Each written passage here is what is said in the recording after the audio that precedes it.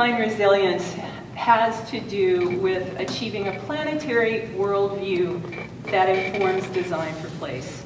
And I think that developing the agility to toggle between these two ends of the spectrum is going to require us to understand many things, but chief among them is going to be an understanding of living systems, wicked problems, and what's going on with our dominant economic paradigm.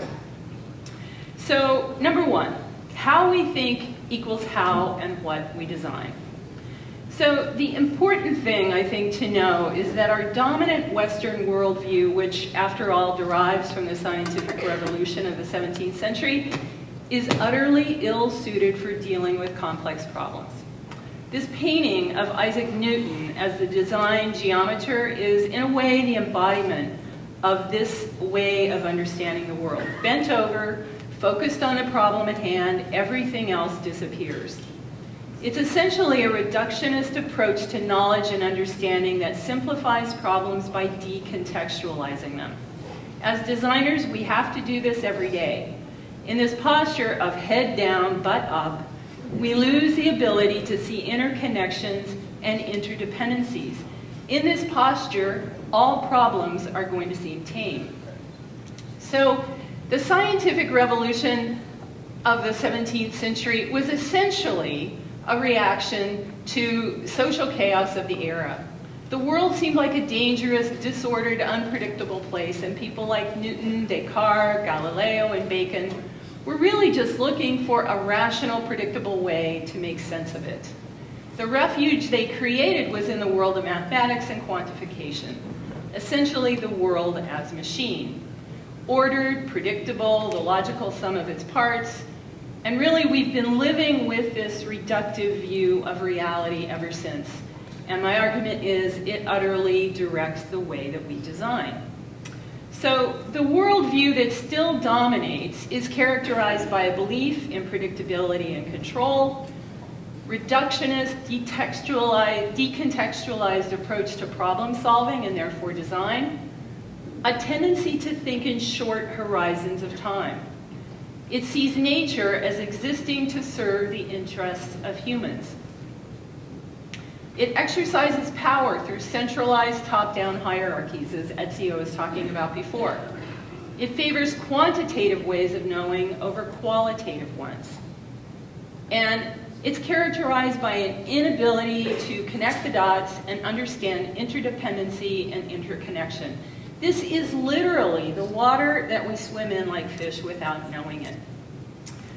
So just within the relatively brief span in this way of my own lifetime, several events have taken place that I think have sown the seeds of a new, emerging, more holistic and inclusive worldview. So in 1965, James Lovelock published the Gaia hypothesis. It posited essentially that the world is a single self-regulating organism that's capable of maintaining conditions conducive to life. And in 1948, Sir Fred Hoyle predicted that once a photograph of the Earth taken from the outside is available, a new idea as powerful as any in history will be let loose. And then in 1972, of course, the Apollo crew became the first humans to see the Earth fully illuminated from space. The blue marble, as it was tagged, became the most published photograph in media history. And in 1977, two designers, Ray and Charles Eames, created the iconic film Powers of 10, which visualized the anatomy of the physical world. Systems nested within systems, nested within systems, from the microscopic all the way to the galactic levels. And in the early 1980s, the personal computer burst on the scene while simultaneously the foundations of the World Wide Web were being laid. And really it's just been within the last few years that global connectivity has become a reality. We literally have access to a collective global intelligence for the first time, which most importantly makes it possible to share a collective global vision. So Gaia theory and the photo of the blue marble raised our collective consciousness to view the Earth as a whole. These technologies are enabling us to experience the Earth as a whole. And Gaia theory and the Eames film gave us really the first systems-oriented view of our world. And in a way, they became early primers for understanding concepts of interconnection and interdependency at multiple levels of scale. Very important. So, the takeaway. Ask what your experience and certainty are blinding you to. Become more aware of your predispositions or proclivity to solve problems the same way every time. Ask, how does my own worldview affect what and how I design? What are you not seeing because of your worldview? 2, systems thinking isn't what you think it is. So the world, as we said, is comprised of systems nested within systems, nested within systems. They are present both within the natural and the built or designed world. They are more complex, interrelated, and interdependent than we will ever understand. In fact, it would be impossible to list all of the natural and man-made systems that we live and design within. Now, the rub is systems are messy, webby, constantly changing organisms whose dynamics can seem very counterintuitive within the context of this dominant worldview that I'm talking about.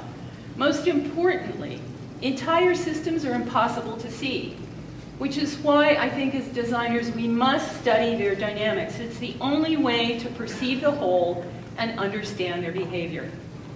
So what can look like chaos from our worldview is better viewed as a rich bed of creativity and possibility out of which new forms of behavior constantly arise.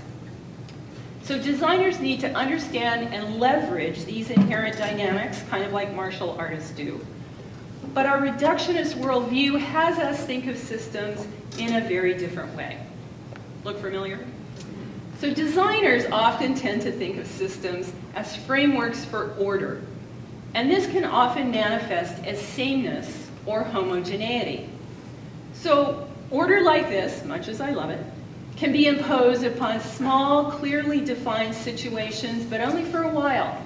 Entropy will always rush in. Now, the human propensity to create monocultures is truly amazing. But monocultures are not resilient precisely because they are not diverse. Humans take grids and they put them on paper and they put them on the land, and designers like Corbusier made it possible for us to even live in grids that defy gravity. So here we have 9 of the world's major cities which have basically been reduced to monoculture. They're sort of grids in the sky. Now, many of you will remember this famous Mueller-Brockman sketch for an exhibit in which the grid essentially takes over the world. And this preoccupation with grid systems can border on an obsession for designers, but it represents a way of thinking and an approach to problem solving. And I always thought this summed it up very nicely. Can anybody out here relate to that? I know I can. Yeah, that's really the way I feel deep down. So the thing to remember is systems are not grids. They are not monocultures. Monocultures are not resilient. Systems are not hierarchical. Diversity equals resilience. And there's redundancy in resilience and natural order. Or living systems, think of it this way, living systems are full of diversity and therefore resilience. So living systems are self-organizing, non-linear, non-hierarchical. They are interconnected and interdependent. New forms of behavior arise spontaneously out of what can appear to be orderless chaos. These systems are adaptive and they learn over time. They're highly sensitive to initial condition. Even a small change in one part of the system can produce sweeping change elsewhere. So the takeaway: learn to think, see, and design for complex systems. Shift from a model of imposing order to one in which we design for initial conditions and coax forth new forms of order. So designers often think things are related because they look the same. The minute that you start feeling that way, check yourself. Learn to design with and for diversity. And when you frame a problem, assume you won't see or understand all of the hidden systems that you will touch or perturb with your solution. 3, wicked problems are actually living systems problems. So Horst Rittel, who many of you have heard about, I thought the ball was coming at me, believed that problems fell into 2 categories, wicked and tame. Things like poverty, terrorism, the national debt, the economic crisis, climate change would be classified as wicked problems, right? Now, things like logos, identity systems, toasters, posters, the design of new services or brand communications would be tame problems, right? Well, I'm going to argue that almost all problems are actually wicked. So take the design of a logo for a crystal shop as an example. This is a project I actually had to do. It's a tame problem, right? Simple, clear, you can design it digitally and not use any paper, and then you've done your bit for sustainability, right? But not so fast. If we incorporate social and environmental concerns into the brief, things are no longer simple and clear. If we ask, how are those crystals being dug out of the ground? And what are the conditions that the people who are digging them out of the ground are working under? The problem becomes increasingly complex. So if you spend just a small amount of time in research, the environmental and social issues connected with that simple little logo become very clear. If we ask how are those crystals being mined in China or Africa or Sri Lanka or even getting to a little crystal shop in Europe, the problem becomes even more complex. Ezio was talking about this. And who the heck is buying those crystals, and why are they buying them in the first place? What lack or need are the crystals filling? If we consider the social and environmental systems every design problem is embedded within, all problems become wicked, and we must look at systems at multiple levels of scale. So the takeaway, wicked problems are comprised actually of system fragments. So the same dynamics found in living systems are actually operating within wicked problems. Learn to frame problems to take into consideration these multiple levels of scale that are actually forming a context. The most effective solutions amplify or leverage what's already going on at the grassroots level. Look for clues or signs that the problem's already being trying to be solved at that level. And finally, solving these kinds of problems almost always requires a transdisciplinary, and I would even say co-design approach. So 4, our economy is a wicked problem and design is embedded within it. So I think one of the most important things that designers need to do in order to work towards sustainability is better acquaint themselves with the inherent unsustainability of our dominant economic paradigm, capitalism, and work to develop alternatives. We're capable of that.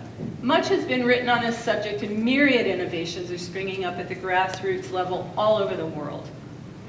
So David Korten, I think, summed it up nicely. He said, our economic system has failed in every dimension, financial, environmental, and social. And the current financial collapse provides incontestable demonstration that it has failed, even on its own terms. So as designers, we will not be able to develop sustainable, restorative solutions unless we work to design alternatives to the dominant capitalist paradigm. Perhaps the most important work we can do is to direct our creativity to finding new modes of exchange which are place-based, ethical, and restorative for both planet and people.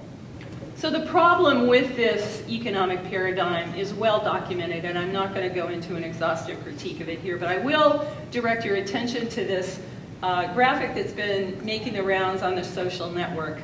The interesting thing about it is the graph at the bottom shows what many people who were polled thought that the wealth distribution in the country ought to be. So clearly, we're not a socialist nation. But there is a desire for some equitable degree of wealth distribution desired. The middle graph is what those same people thought the distribution was. The graph on the top shows what it actually is.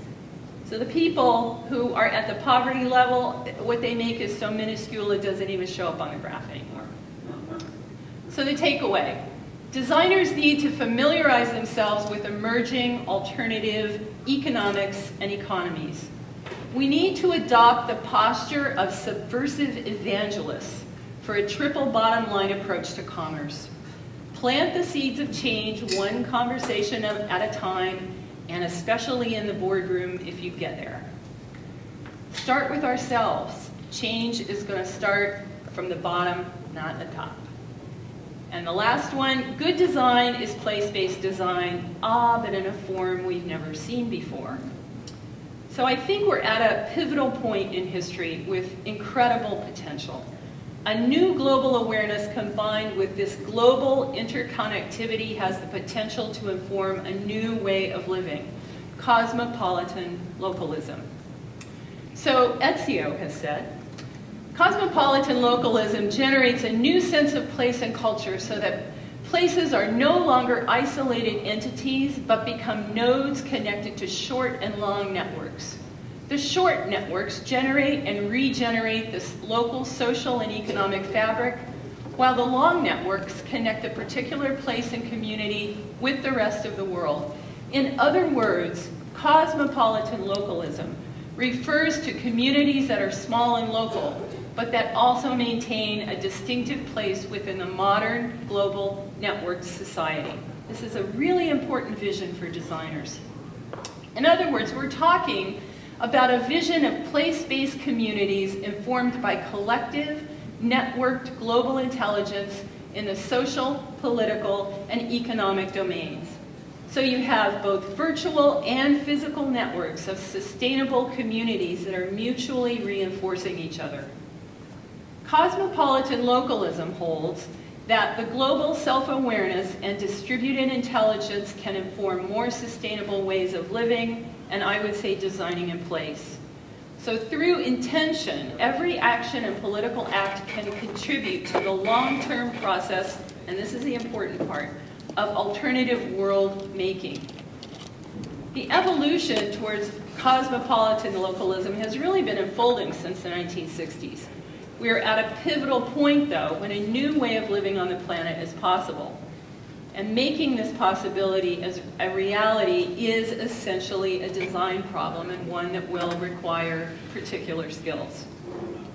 So the takeaway, begin the process of understanding place. Your ecosystem and watershed, we're all embedded within one. Integrate place-based knowledge into your design process and work towards the design of lifestyle-based solutions. Study the dynamics of complexity. It's not really rocket science. They present in living systems wicked problems and global social technology. They're everywhere. Designing appropriately has as much to do with how we think as it does with our design skills and processes. So it's going to challenge us to develop a fluidity of mind. Remember that we don't know what we don't know. We need to let go of certainty. That's a big one. Develop the habit of taking the long view. Develop the ability to connect the dots and toggle between the macro and the micro. And to end, this is a quote by Helena Norberg Hodge. All around the world, people are demonstrating incredible wisdom, courage, and perseverance in resisting the globalized economic path and are formulating more positive approaches to improving quality of life. It is my conviction that if we join together to localize on a global scale, we could bring about the tremendous and lasting positive change needed. Thank you.